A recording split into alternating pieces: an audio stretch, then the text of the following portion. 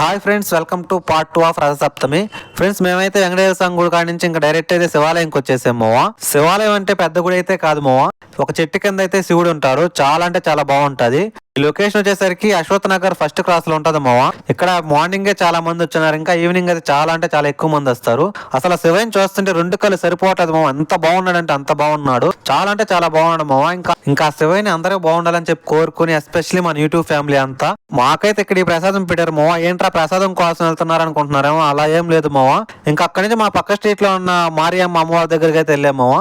ఇంకా అక్కడ కూడా అమ్మవారిని దర్శించుకొని నెక్స్ట్ మారతల్లిలోని ఎంతో ఫేమస్ అయిన ఆంజనేయ స్వామి టెంపుల్ కి అయితే వెళ్ళాము మావా. ఇక్కడ ఈ ఆంజనేయ స్వామి టెంపుల్ కి అయితే ట్యూస్డే చాలా అంటే చాలా మంది వస్తారు మావా. అస్సలు అంటే అస్సలు ఖాళీ ఉండదు అనమాట. ట్యూస్డేనే కదా, ప్రతిరోజు వస్తారు మావా. ఈ రోజు ఈవినింగ్ కూడా వస్తారు అనమాట. ఇంకా మేమైతే ఎక్కువ మంది ఉంటారని చెప్పి ఈవినింగ్ మార్నింగ్ అయితే వెళ్ళాం. ఇంకా నేనైతే ఆంజనేయ స్వామిని చూస్తూ అక్కడే కూర్చున్నా మావా. కాసేపు అయితే మనిషికి చాలా అంటే చాలా ప్రశాంతంగా అనిపించింది. ఇంకా ఆ తర్వాత బయటకు వచ్చి కాసేపు కొన్ని ఫొటోస్ తీసేసుకొని మేమైతే ఎంత బుద్ధిమంతులుగా ఉన్నారో చూడండి మా వాళ్ళు అయితే. ఇంకా అక్కడి నుంచి డైరెక్ట్ సాయిబాబా గుడికి అయితే వెళ్ళాము. మా ఫ్రెండ్ వీడియో తీస్తుంటే వీడియో తీయకండి అని చెప్తున్నాడు. ఇంకా నేనైతే సాయిబాబా గుడిలో వీడియోస్ తీయడం మర్చిపోయాను మావా.